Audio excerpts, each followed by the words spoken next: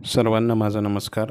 Z-P digital या आपल्या YouTube चॅनलवर मी आपणा सर्वांचं या ठिकाणी हार्दिक स्वागत करतो. शिक्षक मित्रांनो, आज आपल्या या ऑनलाईन कार्यशाळेचा विषय आहे प्रश्नपत्रिका निर्मिती कशी करायची. AI चा वापर करून प्रश्नपत्रिका अतिशय कमी वेळेमध्ये आणि अतिशय चांगल्या प्रकारे प्रभावीपणे कशा प्रकारे बनवायची त्याचं प्रात्यक्षिक आज आपण या व्हिडिओमध्ये पाहणार आहोत. सर्वप्रथम या ठिकाणी आपण जर चॅनलवर नवीन असाल तर माझ्या झेड-पी डिजिटल चॅनलला सबस्क्राईब करायला विसरू नका. चला तर मग आज आपण आपल्या या व्हिडिओला सुरुवात करूया. आज आपण प्रश्नपत्रिका निर्मिती कशा प्रकारे करायची ते प्रात्यक्षिक या ठिकाणी पाहणार आहोत. तर पाहूया. जेमिनीचा वापर करून आता पहा, आपल्याला ChatGPT व जेमिनी यांचा वापर करून आपण AIच्या विविध उपयोगाविषयी शिकत आहोत.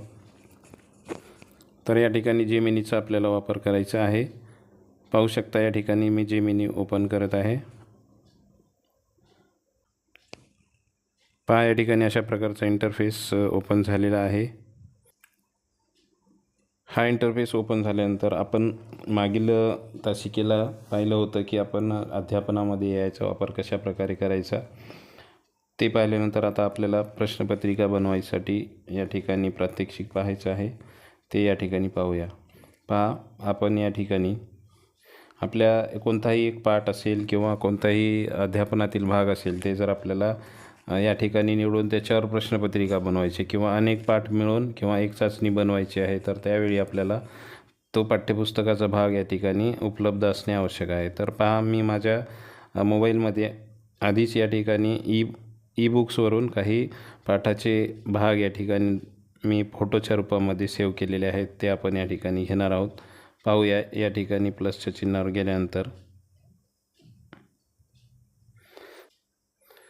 या ठिकाणी आपण गॅलरीमध्ये जाणार आहोत. त्या गॅलरीमध्ये माझे काही फोटो सेव्ह आहेत.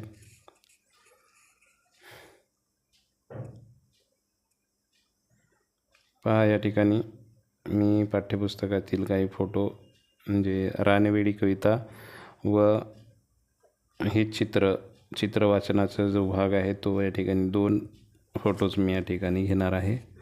फोटोज म्हणजे आपल्या या पाठ्यपुस्तकातील हा एक भाग आहे. तो आपल्याला ऑनलाईन बुक्सवरून घ्यायचं आहे. ते गुगलवरून बालभारती येथे उपलब्ध आहे. ते आपण मागील कार्यशाळेमध्ये पाहिलं होतं. तर इथं घेतल्यानंतर आता मी या ठिकाणी याला प्रॉम्प्ट देणार आहे. आता हे एक कविता आहे आणि चित्रयुक्त या ठिकाणी चित्रवाचनाचा भाग आहे, तो आपण या ठिकाणी घेणार आहोत. या भागाचा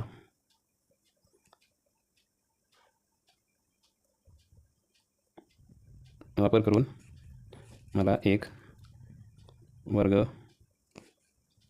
3री साठी 20 गुणांची चाचणी बनवून द्या. त्यामध्ये शाळेचे नाव जिल्हा परिषद प्राथमिक शाळा दिल्ली असावे. तसेच विद्यार्थ्याचे नाव लिहिण्यासाठी मोकळी जागा असावी. असा प्रॉम्प्ट मी पहा या ठिकाणी दिला आहे की वरील जो भाग आहे या भागाचा वापर करून मला एक 3री वर्गासाठी 20 गुणांची चाचणी बनवून द्या. त्यामध्ये शाळेचे नाव आणि विद्यार्थी निवडण्यासाठी जागा असली पाहिजे, असा मी प्रॉम्प्ट दिला आहे. तो प्रॉम्प्ट या ठिकाणी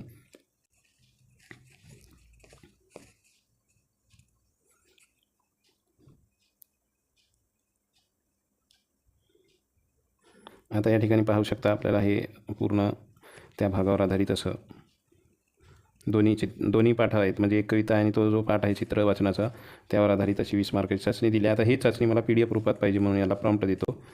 मला ही चाचणी PDF रूपात बनवून द्या. तर पहा, ही PDF रूपामध्ये सुद्धा लगेच आपल्याला बनवून भेटणार आहे.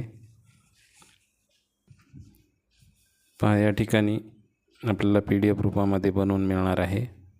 पहा, चाचणी इयत्ता 3री या नावानं मला या ठिकाणी PDF भेटलेली आहे. ही PDF आता मी ओपन करतो आहे.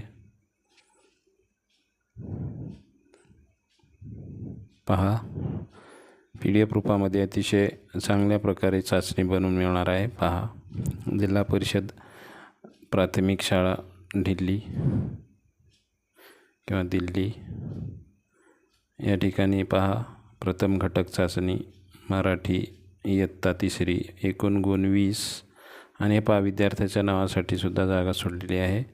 आता विभाग 1 कविता रानवेडीवर प्रश्न आहेत आणि विभाग 2 मध्ये सुद्धा या ठिकाणी चित्र वाचनावर, आम्ही चित्र वाचतो याच्यावर आहेत. पहा, पोर कोणाला भावून भाळली, म्हणजे खालील प्रश्नाची एका वाक्यात उत्तरेला 4 गुणांसाठी रिकाम्या जागा, 3 गुणांसाठी शब्दांचे अर्थ 3 गुणांसाठी दिले आहे. त्यानंतर चित्र वाचनावर आधारित पहा, चित्रात मुले कुठे खेळत आहेत, घसरगुंडीवर किती मुले दिसत आहेत. त्यानंतर 5 गुणांचं या ठिकाणी बघा, बागेच्या चित्राचे निरीक्षण करून त्यावर आधारित 5 ओळी लिहा. म्हणजे अशा प्रकारची चाचणी या ठिकाणी आपल्याला बनवून मिळालेली आहे. म्हणजे कोणताही जर घटक तुम्ही घेतला पाठ्यपुस्तकातील आणि त्याचा फोटो जर त्याला पुरवला आणि त्याला प्रॉम्प्ट दिला की मला यावर आधारित किती गुणांची पाहिजे, 20 असेल, 25, 30 असेल, 40 असेल, एवढ्या गुणांची शाळेचं नाव, विद्यार्थ्याचं नाव आणि ती PDF रूपामध्ये मला बनवून द्या म्हटलं की ते या ठिकाणी आपल्याला बनवून मिळणार आहे. आणि या ठिकाणी आपण ही या ठिकाणाहून आपल्याला ती शेअर करता येणार आहे. पहा, या ठिकाणी इथून शेअर केल्यानंतर ते आपल्याला PDF रूपामध्ये वापरून प्रिंटसुद्धा या ठिकाणी काढता येणार आहे. पहा, व्हॉट्सअपवर मी हे शेअर करतो आहे. ZP डिजिटल या